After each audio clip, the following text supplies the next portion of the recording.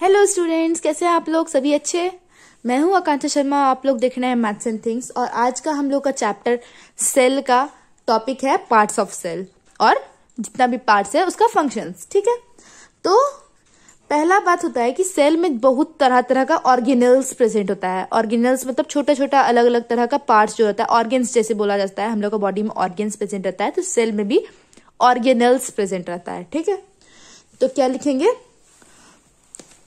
There are many organelles present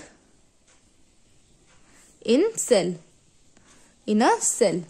तो cell में बहुत तरह तरह का ऑर्गेनल्स प्रेजेंट रहता है। अब ऑर्गेनल्स किस किस तरह का होता है, मतलब वही पार्ट्स ऑफ सेल, तो बहुत तरह का पार्ट होता है। अभी मेनली हम लोग को 8 को जानना है, 8 को जानना है। ठीक है, तो मेनली में आता है, सबसे पहला आता है सेल मेम्ब्रेन। ठीक है, क्या आता है? Cell membrane. हम लोग सबको जानते जाएंगे और सबका डेफिनेशन भी जानते जाएंगे। ठीक है, तो सबसे पहला होता है सेल मेम्ब्रेन। तो to keep a cell separate from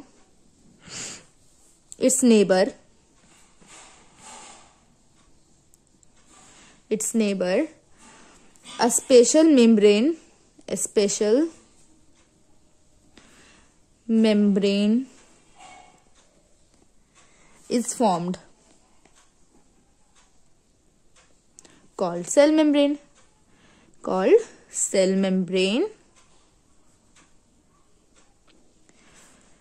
or plasma membrane।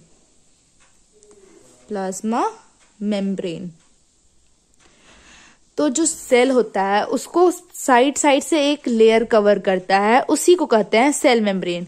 आपको हम सेल का डायग्राम में दिखाते जाते हैं। ठीक है, तो ये हम लोग का एक एनिमल सेल है। ठीक है, अब इसमें हम लोग देखते जाएंगे, जो भी पार्ट्स पढ़ेंगे उसको देखते जाएंगे। ठीक है, तो सेल मेम्ब्रेन पर है, तो ये जो आउटर का ये लाइनिंग जो है ये होता है सेल मेम्ब्रेन। क्या होता है? सेल मेम्ब्रेन या फिर प्लाज्मा मेम्ब्रेन, इसको प्लाज्मा मेम्ब्रेन भी कहते हैं। ठीक है, तो ये हो गया सेल मेम्ब्रेन।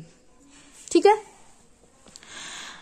और एक मेम्ब्रेन होता है जो कि न्यूक्लियस को कवर करता है। ये वाला लेयर जो होता है इसको क्या कहते हैं? तो इसको कहते हैं न्यूक्लियर मेम्ब्रेन। ठीक है, इसको क्या कहते हैं? Nuclear membrane. इसको कहते हैं न्यूक्लियर मेम्ब्रेन। ठीक है, हो गया। अब नेक्स्ट पढ़ते हैं। ठीक है, नेक्स्ट ऑर्गेनल पढ़ते हैं।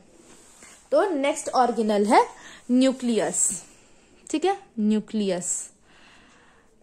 तो न्यूक्लियस कह सकते हैं कि ब्रेन जैसा ही होता है, जैसे हम लोग का ब्रेन होता है, तो ये सेल का न्यूक्लियस होता है। ठीक है, ये वाला जो पार्ट है पूरा, ये होता है न्यूक्लियस। ठीक है, न्यूक्लियस को कवर करने वाले मेम्ब्रेन को कहते हैं न्यूक्लियर मेम्ब्रेन। ठीक है, न्यूक्लियस हुआ ये न्यूक्लियस हुआ। अब इसका लिख लेंगे, डेफिनेशन क्या लिखेंगे? तो nucleus is the cell's headquarters normally one nucleus is present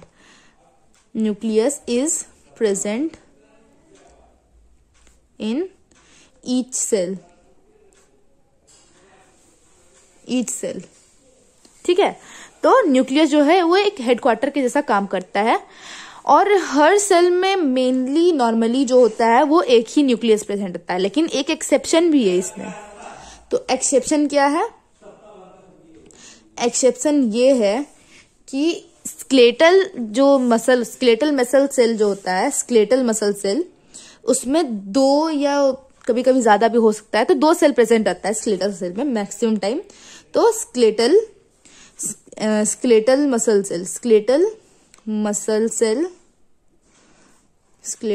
cell have 2 cells, 2 nucleus present in the cells।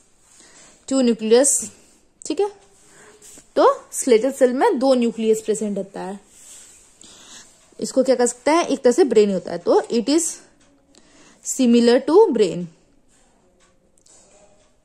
Similar to the brain, ठीक है। ये न्यूक्लियस जो होता है इसमें डीएनए रहता है, ठीक है। इसमें क्या रखता है, न्यूक्लियस रखता है डीएनए, ठीक है। DNA is given in nucleus, nucleus में डीएनए प्रेजेंट रहता है, ठीक है। DNA is present in nucleus, ठीक है। उसके बाद आता है थर्ड ऑर्गेनल। न्यूक्लियस तो बता दिए, ठीक है। न्यूक्लियस ये वाला जो पार्ट है इसको कहते हैं न्यूक्लियस, और ये जो छोटा वाला सर्कल है ये क्या होता है, ये होता है न्यूक्लियोलस, इसको कहते हैं न्यूक्लियोलस, न्यूक्लियोलस, ठीक है। इसको टोटल जब पूरा को जोड़ देते हैं तो उसको कहते हैं न्यूक्लियस, ठीक है। अब आता है थर्ड ऑर्गेनल। थर्ड ऑर्गेनल है साइटोप्लाज्म, साइटोप्लाज्म। अब साइटोप्लाज्म क्या होता है, तो साइटोप्लाज्म जो यहाँ ये जो एरिया जो वाइट एरिया जो है, जो एम्प्टी एरिया है वो होता है साइटोप्लाज्म। वहां पे एक लिक्विड रहता है फील्ड, एक लिक्विड जो फील्ड रहता है उसी को कहते हैं साइटोप्लाज्म, ठीक है। तो क्या लिखेंगे इसका definition, it is a liquid, it is a liquid that surrounds the nucleus, and is about 80% of water, तो जो ये साइटोप्लाज्म होता है वो लिक्विड रहता है और मेनली जो होता है वो 80% ऑफ वाटर रहता है। तो it is a liquid that surrounds the nucleus and is about 80% of water, ठीक है। तो मेनली 80% वाटर रहता है साइटोप्लाज्म में, ठीक है। इसके बाद आता है लाइजोसोम्स।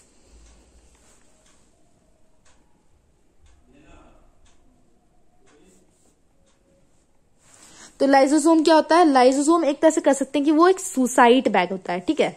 ये अगर फट जाएगा तो सेल जो होगा उसका डेथ हो जाएगा, ठीक है। तो इसका क्या लिख सकते हैं definition, lysosomes are also called suicide bag, ठीक है। It contains toxic materials,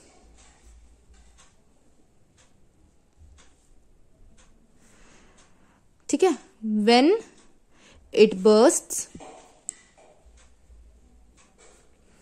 the cell dies, ठीक है।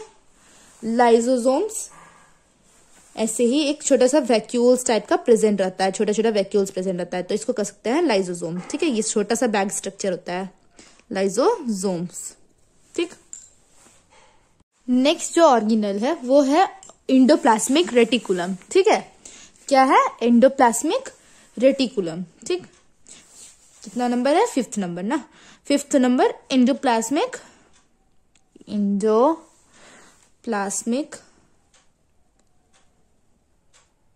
रेटिकुलम, ठीक है।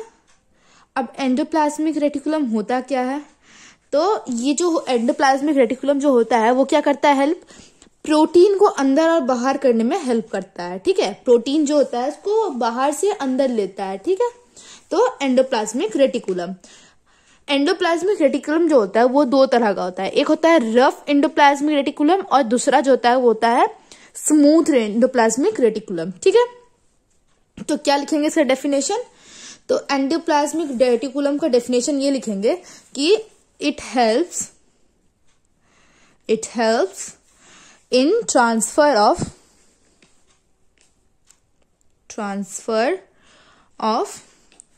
प्रोटीन्स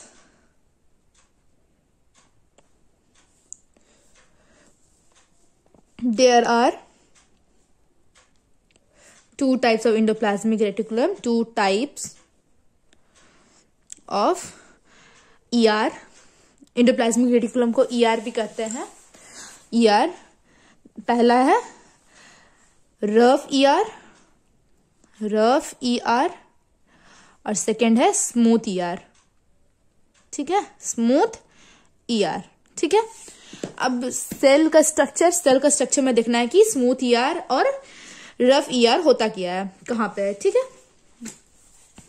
तो स्मूथ ईआर ये वाला होता है जो कि न्यूक्लियस से जुड़ा हुआ नहीं रहता है। ठीक है, ये हो गया स्मूथ ईआर। ठीक है, और जो एंडोप्लाज्मिक रेटिकुलम जो जुड़ा हुआ है न्यूक्लियस से, वो हो गया रफ एंडोप्लाज्मिक रेटिकुलम, मतलब आरईआर। ठीक है, ये हो गया एंडोप्लाज्मिक रेटिकुलम। ये हेल्प क्या करता है, अंदर और बाहर करने में प्रोटीन का। ठीक है, अब आता है नेक्स्ट जो ऑर्गेनल है वो है गोल्गी एपार्टस। क्या है, गोल्गी एपरेटस। ठीक है, अब गोल्गी एपरेटस क्या हेल्प करता है, तो एक तरह से कह सकते हैं कि वो सेल का पोस्ट ऑफिस होता है। ठीक है, क्या कह सकते हैं कि वो सेल का पोस्ट ऑफिस होता है। वो क्या करता है, आइटम्स में पैकेज का जो पोस्ट रहता है, लेबलिंग वगैरह करता है पैकेज में, उसको करता है। ठीक है, लेबलिंग का काम करता है एक तरह से पोस्ट ऑफिस में। पोस्ट ऑफिस में क्या होता है, जैसे कि सारा स्टैंप वगैरह लगा हुआ है तो उसमें कहाँ जाना है वो पोस्ट को, वो करता है पोस्ट ऑफिस में। बस उसी तरह से गोल्गी एपरेटस है। ठीक है, तो क्या लिखेंगे, it is also called the post office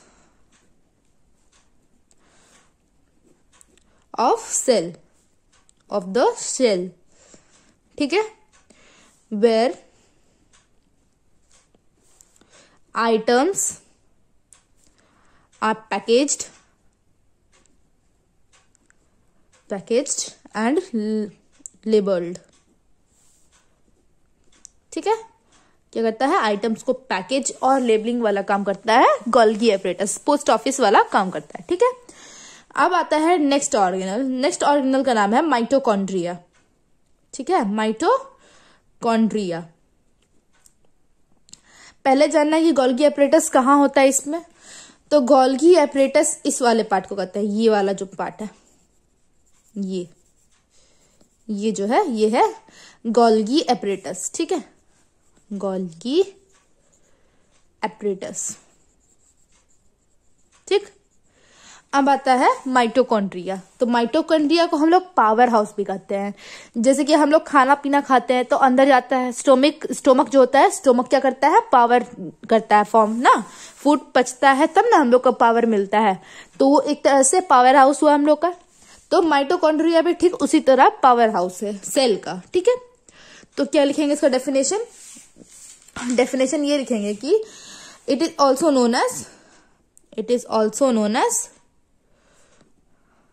known as the powerhouse of cell।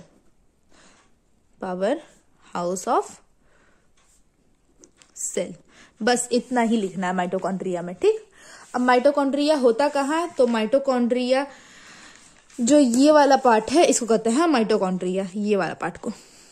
ठीक है, माइटोकॉन्ड्रिया। ठीक, अब आता है लास्ट ऑर्गेनल हम लोग का, जो कि हम लोग को पढ़ना है। तो लास्ट ऑर्गेनल है राइबोसोम्स। ठीक है, लास्ट क्या है, राइबोसोम्स। ठीक, अब राइबोसोम्स क्या होता है, तो राइबोसोम्स हम लोग उसको कहते हैं जिसमें कि डीएनए जो होता है, डीएनए को आरएनए फॉर्म किया जाता है। आरएनए मतलब राइबोन्यूक्लिक एसिड। ठीक है, डीएनए को राइबोन्यूक्लिक एसिड में फॉर्मेशन करता है। ठीक है, तो क्या लिखेंगे इसका definition, in the nucleus DNA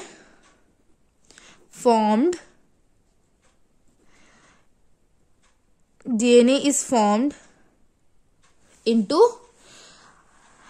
RNA, मतलब राइबोन्यूक्लिक एसिड। ये याद रखना है कि आरएनए क्या होता है, राइबोन्यूक्लिक एसिड। ठीक है, राइबोन्यूक्लिक एसिड। ठीक है, अब क्या करता है राइबोसोम, तो आरएनए को रीड करता है। ठीक है, ribosomes read RNA and transverse and translates it into